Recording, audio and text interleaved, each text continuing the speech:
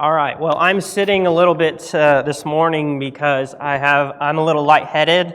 My doctor is playing around with my medication, and you know how that goes. We'll see if I faint. If I do, you have my permission to laugh. Jason can just come up and finish my sermon for me. So this morning, as we worship, I want to direct our thoughts to the concept of siblings. What a wonderful blessing. Sometimes a little bit of a burden, right? Laurel asked me if we were going to go through the whole book of Genesis, and I think a little bit of her question was, how long are we going to go through Genesis? Because you guys probably noticed by now, we've been kind of going at a snail's pace, and that was my plan, to take our time through chapters 1 to 3. I want to spend some extra time with God's creation of man, paradise of Eden, and the introduction of sin. But after chapter 3, we're going to go a little bit faster. We're not going to cover absolutely everything through Genesis. We're only going to go through Genesis kind of this year, and we're going to start doing maybe some topical lessons like this morning. And so I just want to hit more of the highlights. We might slow down a little bit when we hit like Abraham or Jacob or Joseph, but don't worry, it's not going to take us 5 years to get through this book. So this morning, I titled the sermon, Gift of Siblings, and I thought to myself, gift, all right, maybe sometimes, right? Depending on the situation, siblings may be some of the best gift in the world, and sometimes they don't feel that way. They're going to see the best and worst parts of you. They're going to go through the best and the worst with you. Siblings are kind of that first test in life, having to get along with someone. Simple things like sharing, simple things like you got to live in the same house, you can't kill each other, you got to figure it out with each other, right? Siblings teach you also, hopefully, that someone's there for you. Siblings' relationships, they're supposed to be good. It doesn't always work out that way. Sometimes they can become toxic. With all the problems of life and with all the family problems, families can be divided, and the siblings who ought to be close are sometimes very far apart. And the book of Genesis is almost a textbook on dysfunctional families. There are so many families in Genesis, and they're almost all dysfunctional. Husbands and wives argue, kids disobey parents, siblings fight. We see families just breaking down and being broken. And this is really not what God had imagined whenever He created the family. He created Adam and Eve and He told them, I want you to multiply. I want you to fill this earth, right? It was supposed to be something good. But when sin is introduced, you find conflict. You find division.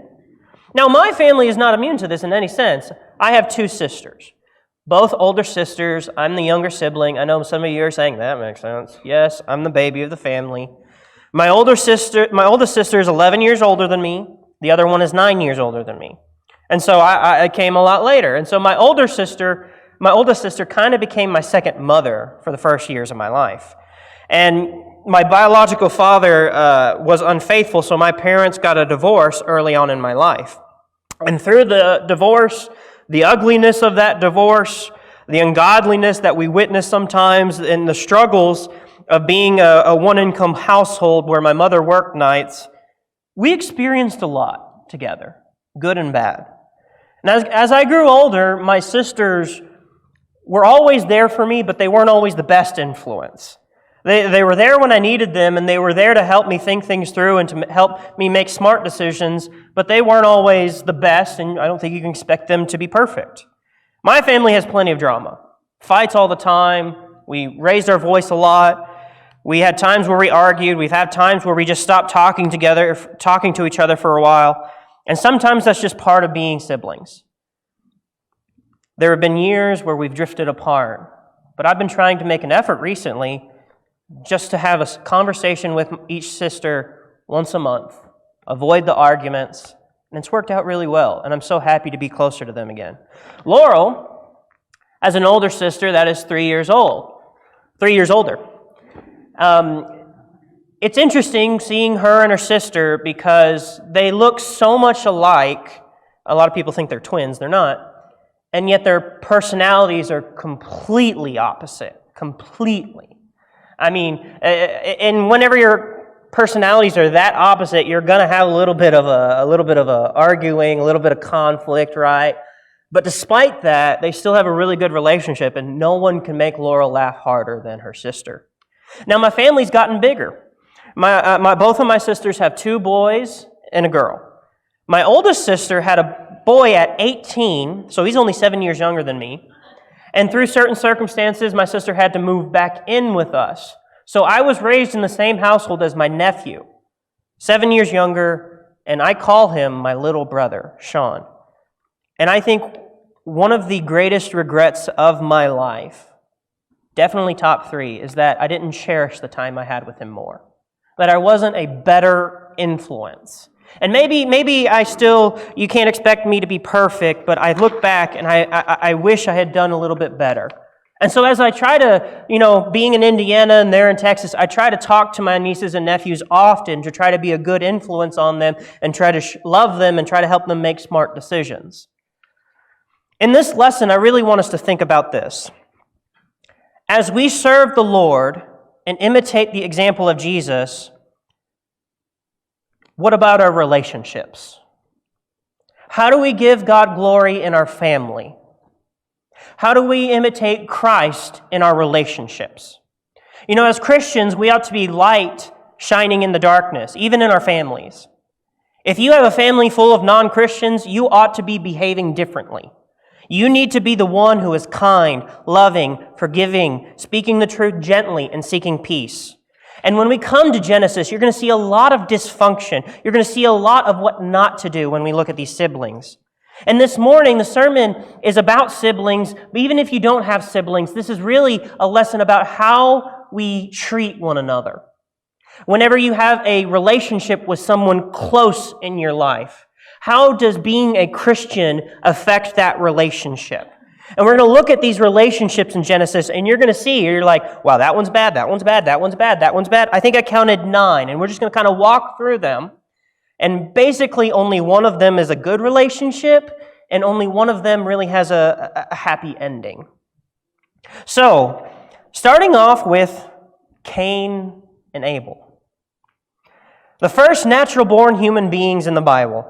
With the parents Adam and Eve, sin was introduced, right? And with sin, it brings dysfunction, it brings conflict, it brings problems. There's division when Adam and Eve were kind of pointing the fingers at each other. And so whenever you have Adam and Eve cast out of the garden, Satan did not take a rest. Satan didn't say, okay, my job's done, woo! No. The first thing he went after was Cain and Abel. This family and the concept of family, it's the basic building block of a human society. It should be nurtured and it should be protected. We have to nurture our family with godly love and protect it from sin and bitterness. And so when Cain and Abel, they came and offered their gifts to God.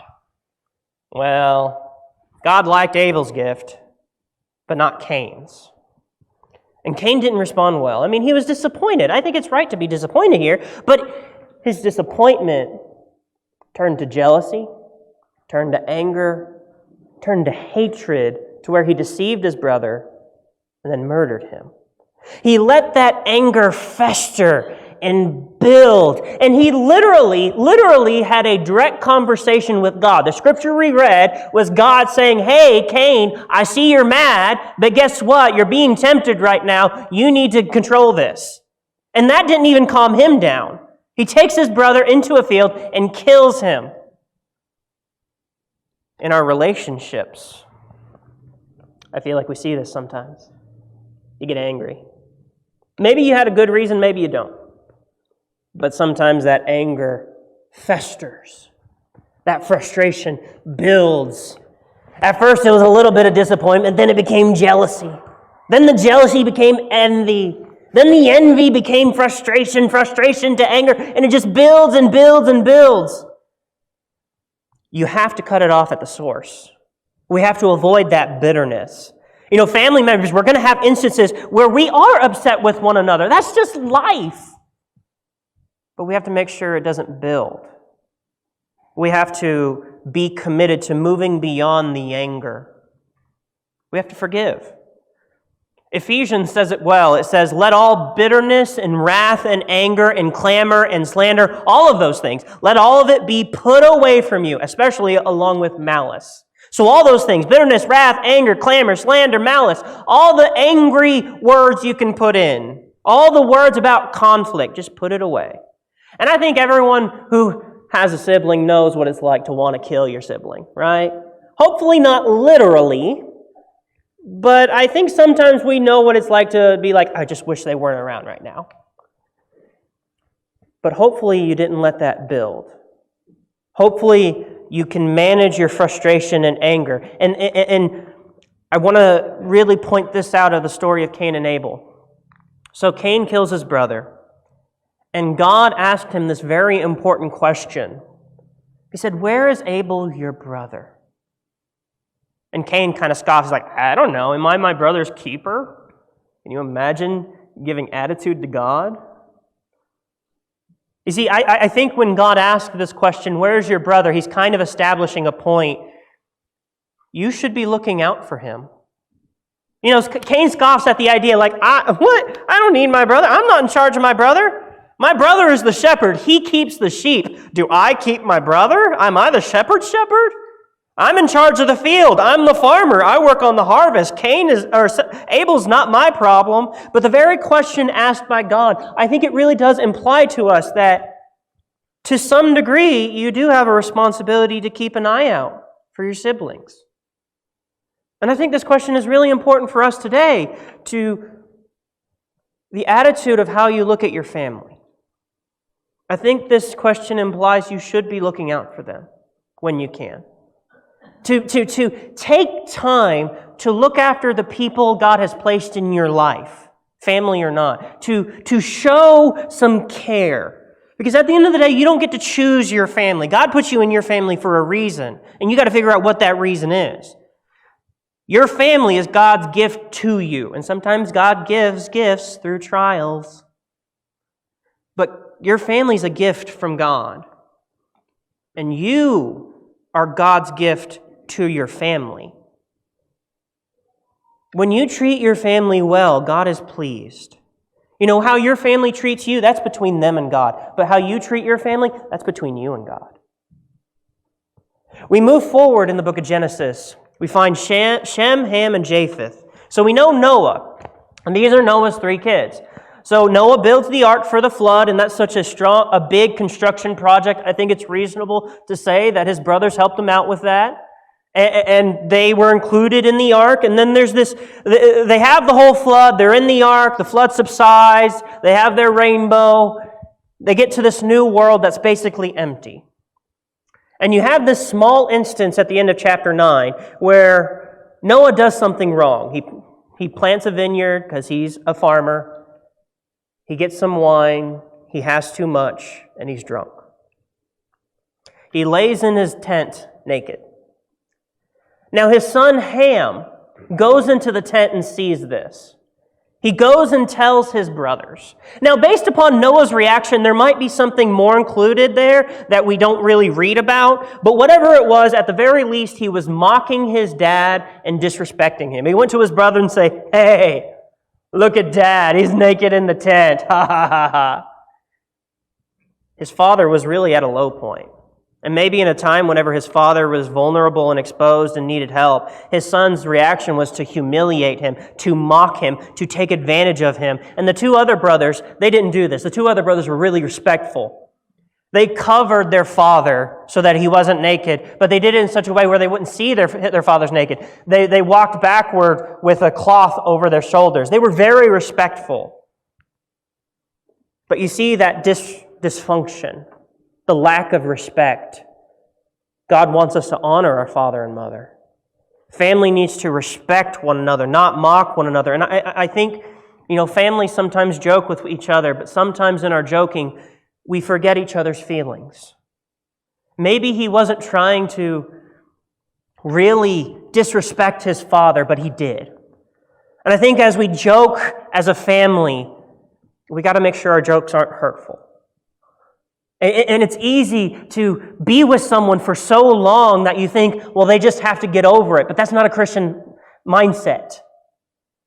In all of our hurting, we have to be conscious about people's feelings and make sure that we stay respectful and loving.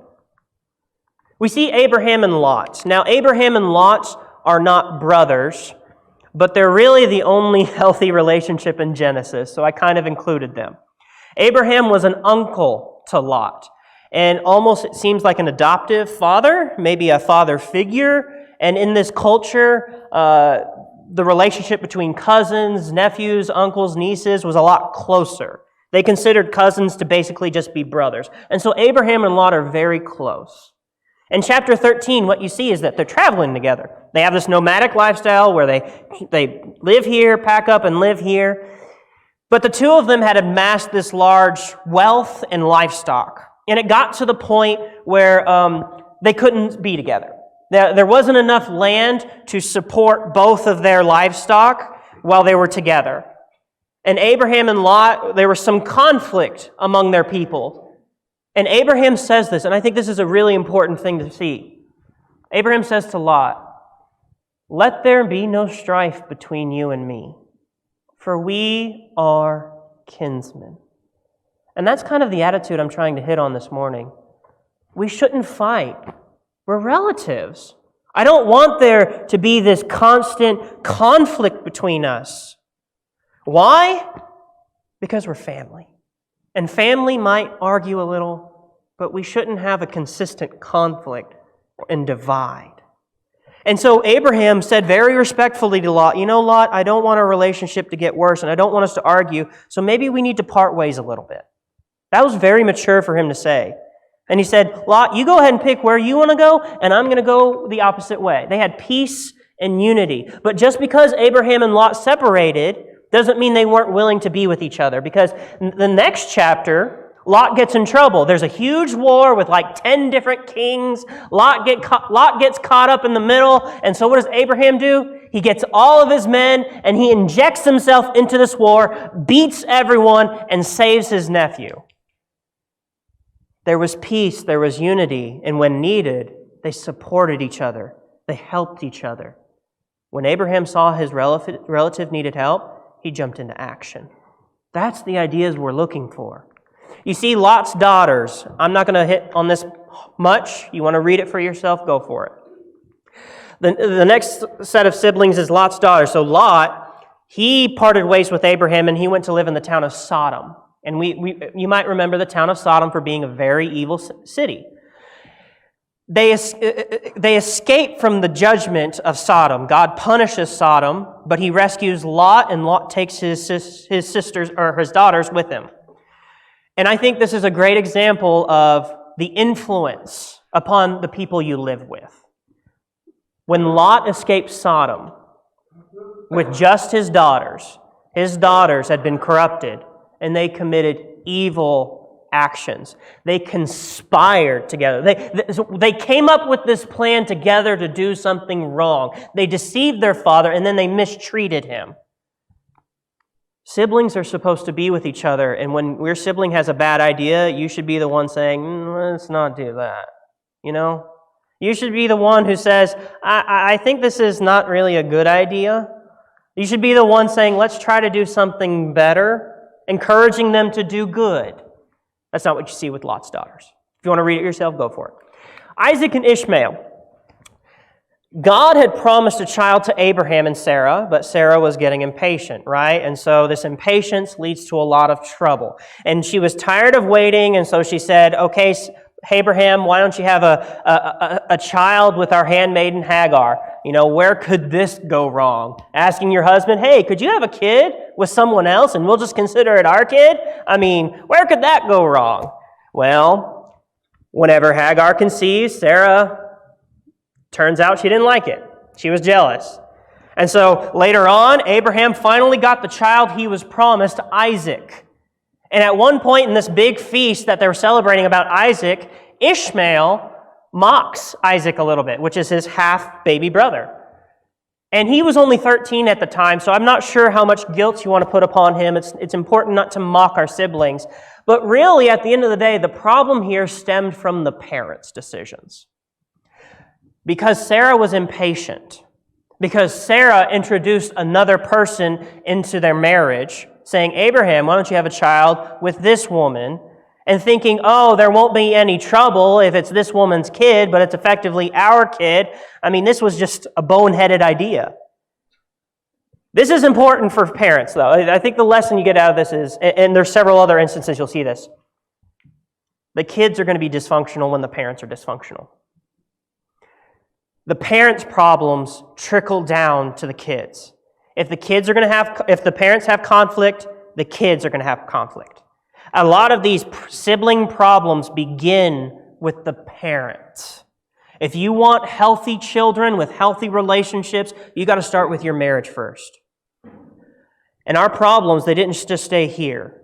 They magnified. There was this deep divide. And it's not just about family, but when your relationships with friends or other people are toxic, it's going to spread. You can't just think, oh, this relationship may be bad, but all my other relationship will be untouched. That's not how that works. Whenever you have one bad relationship, don't be surprised when it starts infecting all the others. The choices you make are going to affect the people around you. You have Jacob and Esau, one of the most iconic sibling pairs in the Bible.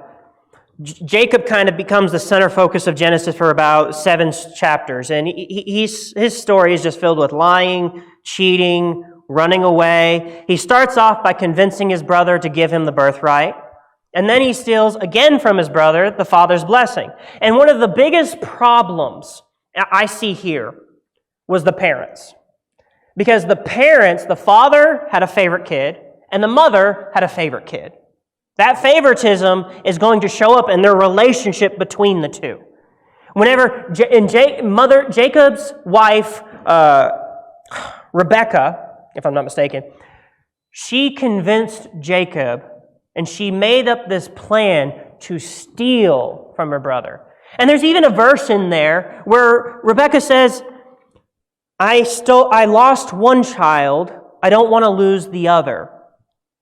So she, in her mind, says, I don't mind my favorite son stealing from the other son, even if he doesn't want anything to do with me anymore, but I don't want to lose both my kids. That's just terrible parenting. When you're like, well, I'm just focused on the one kid. Well, of course, that's going to end up being a problem. And then Jacob and Esau, they don't meet for decades. Jacob runs away because he doesn't want his brother killing him. And when they meet together, I think this is around chapter 32 and 33, Jacob is utterly paranoid. All right, he gets all of his people together, and Esau brings all of his people together, and it looks like they're about to have a war between the two. Esau brings 400 people, and Jacob thinks he's coming to kill me.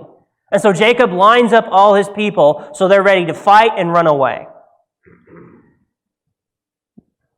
When Esau shows up, he is completely free of anger. Completely free of grudges, completely free of bitterness. Maybe Jacob's gifts to Esau convinced him to put away the anger. But even when Esau tries to reach out to Jacob, Jacob was too paranoid to trust him. Isn't that sad? If only Jacob had reached out to him a long time ago. Esau had moved on, it seems like.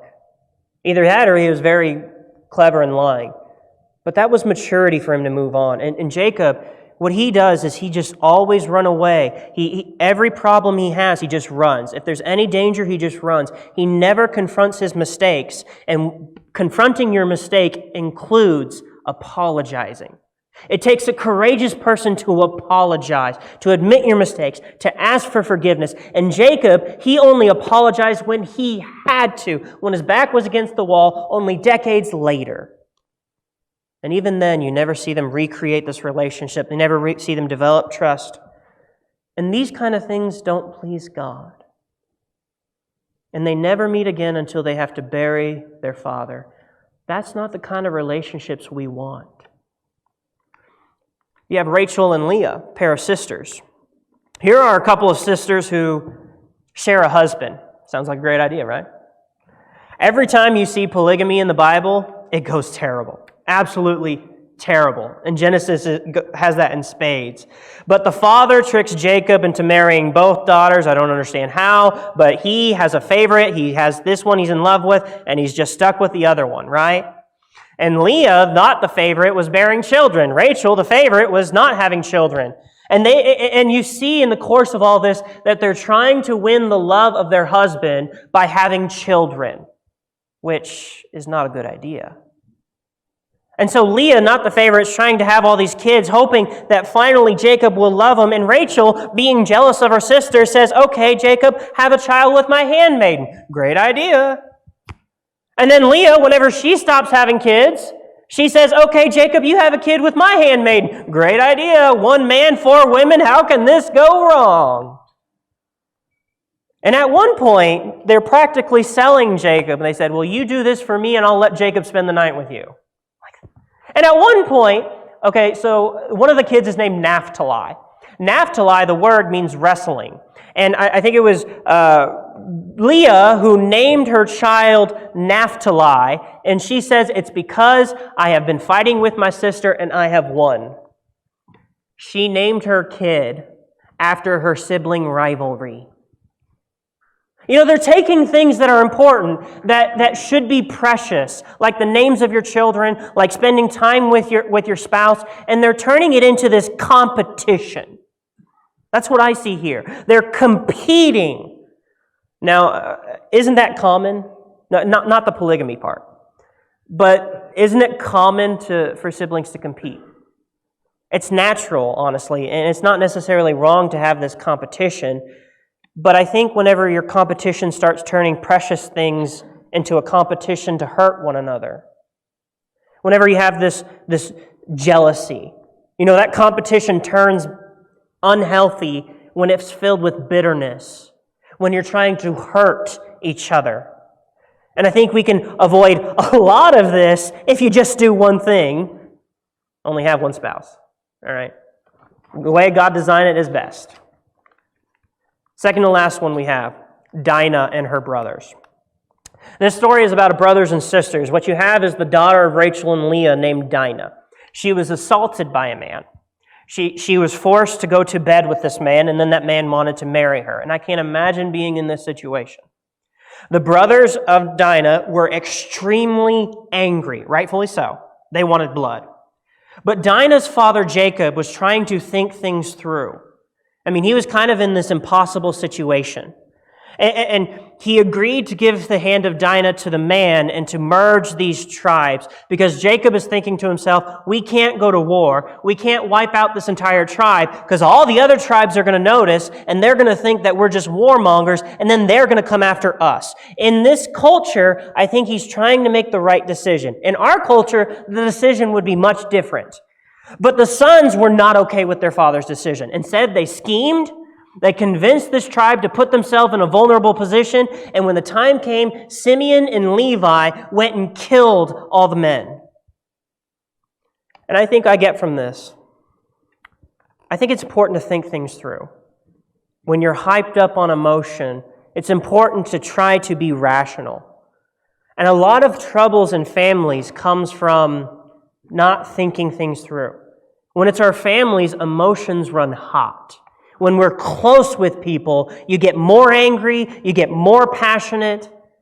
Sometimes you have to take a step back and think things through. And I think one of the big things here is that the brothers and the father really didn't communicate. The brothers thought, they're going to do that to my sister, we're just going to go kill them. And the father's thinking, yeah, we might want to do that, but we have to think about the consequences of it. And I think if the brothers had sat down, communicated their feelings to their father, and the father communicated his thinking to the brothers, this situation would have been different. Because it seems to me when I read this passage that the father did not explain his decisions to his kids. Who knows? Maybe the brothers would have been able to convince their father to change their mind, or the father convinced the brothers to change their mind. When you're in that heat of emotion, you got to take a step back. When we disagree, we need to calmly communicate. And if you can't calmly communicate, you need to take a breather. We need to be committed to understanding how each other thinks and feels. We need to sit down with each other and say, I want you to explain to me your decision. I want you to explain to me what you're thinking and what you're feeling. And then I say, I want to explain to you what I'm thinking and what I'm feeling in this moment. That would help. That's good advice for any relationship. Last one. The final pair of siblings we have is Joseph and his brothers. And Genesis kind of ends with this. Joseph himself gets like 12 chapters, and most of the interaction is between his brothers. You want a lesson on dysfunctional families and you want some encouragement? Read the story of Joseph. Remember that dysfunctional family with Jacob, Rachel, Leah, the 2 handmaidens, 1 man, 4 spouses? You think they had healthy kids? No. That dysfunctional relationship, that dysfunctional dynamic, it spread so hard to the kids. And so, again, this dysfunction in the parents is going to trickle down to the dysfunction in the kids. And you see this. Jacob had his favorite kid, Joseph, and he treated him better than everyone else. He gave him things that no one else got. Joseph was the favorite because he was the kid of the favorite wife. Problems with parents lead to problems with kids. And Joseph, with his 10 brothers, they were very angry and jealous. Add to this, Joseph was getting dreams from God, and he was kind of gloating over his brothers and sisters. The brothers, so upset, they said, we're just going to kill him. They said, they conspired to commit murder. They even had a plan to cover it all up. And when the time comes, they decide, it's more convenient just to sell him to these slave traders over here. They lie to their father and say that he's dead. They don't mind breaking their father's heart. They're just angry. And as you go through the story of Joseph, you see a lot of ups and a lot of downs. He's always serving the Lord well, and sometimes that gets him in trouble. But towards the end, he gets to a point where he's a high-ranking official in Egypt. And he's in the midst of a time of a famine. And his brothers, struggling to find food, they go to Egypt during the famine to get some food. And they don't even recognize their own brother years later. And Joseph, he doesn't reveal it. He doesn't reveal himself. And I think he toys with his brothers just a little bit. But one of the things he notices with his brothers is that when they're in trouble, their brothers are talking to themselves and they're saying, this is because of how we treated our little brother. I mean, this is like 20 years later. And they feel this incredible guilt. And they're talking to each other and saying, God is punishing us because of what we did to our brother. Our brother was begging for him not to do this, but we did it anyway. 20 years later, I can't imagine how much sleep they've lost in these 20 years. And as they're talking to each other, they don't realize Joseph can understand them in their language.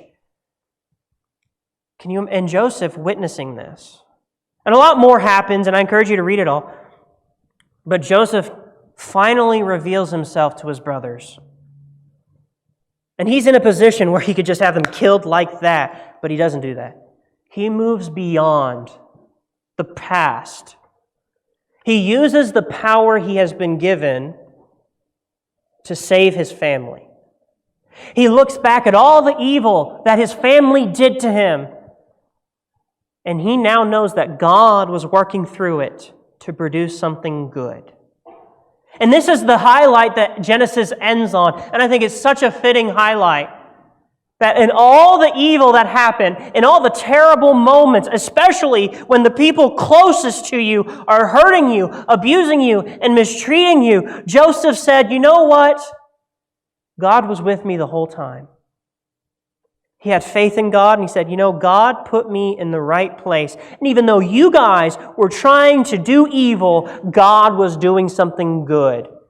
And so Joseph was at this point where his family was starving from the famine and said, I can help you now. And Joseph looks at the people that mistreated him the most, and he forgave them. He was reunited with his father, with his brothers, and he was united with his new younger brother. And I think this is probably one of the most important things about family.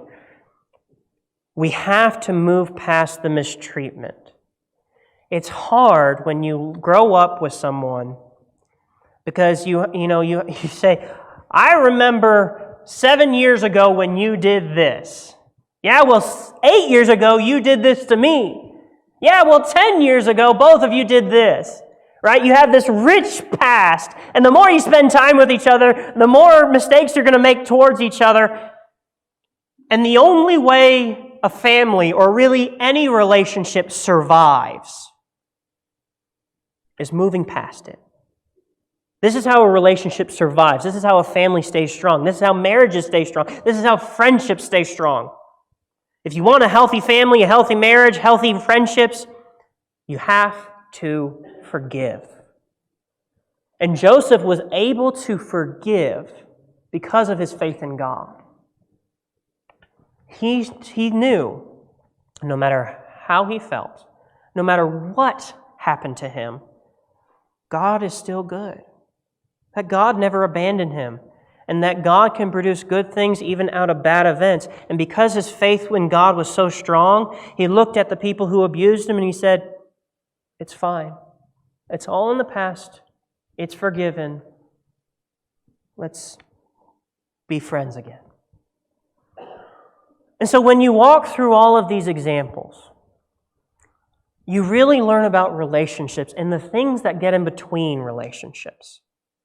We learn about things not to do. And I go through these and I'm like, man, Genesis is as relevant as ever. You see these all the time today. Whether it's competing in an unhealthy way, whether it's being corrupted by the people around you, whether it's being jealous and being angry. In order to be brothers in Christ and be brothers and sisters in Christ, we have to understand what it means to be brothers and sisters. You see, God placed family in our lives. And the design was there so that we could support each other, love each other, encourage one another. But when you introduce sin into the picture, things become warped. They stop functioning and they start having dysfunction.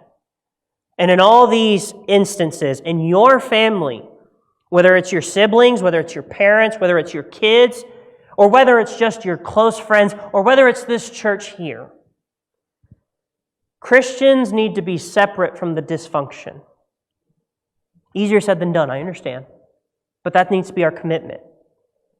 See, when your family, when your parents, when your siblings, when your kids, when your brothers and sisters in Christ, when your friends, when all of them are being dysfunctional, you should be loving, kind, humble, gentle. You need to be above the dysfunction. And not in a prideful way where you're looking down on them and like, oh, they're so dysfunctional. Don't be like that. Don't be prideful about it. But try to make peace. You be the person that starts this. And I'm going to end with this verse. Because I know some of us may have been thinking throughout all this, well, I've tried. If it is possible, as far as it depends on you, live at peace with everyone. He puts two qualifiers at the beginning, right? He says, if it's possible. Because the sad truth is sometimes it's not possible.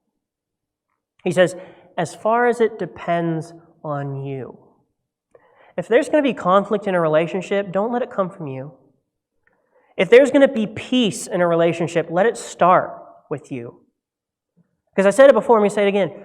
How your family treats you, that's between them and God. But how you treat your family or anyone in life, that's between you and God. You be the person that strives to have peace. You be the person who is imitating Jesus in your family, in your relationships, in your church, in your workplace, wherever it is you are. You show your faith in God by how you treat others. Show your faith in God by how you treat people, even the people who drive you crazy. That's my lesson for you this morning. This morning I ask, do you have family troubles that you're struggling with? I'm asking, are you pricked at the heart? Are you struggling? Are you trying to be the right person? Or maybe you haven't been trying. Let us pray with you. Let us support you. Let us encourage you. If you find yourself in need right now, the elders are going to be in the back and I'm going to be here in the front. Answer the invitation as we sing this next song.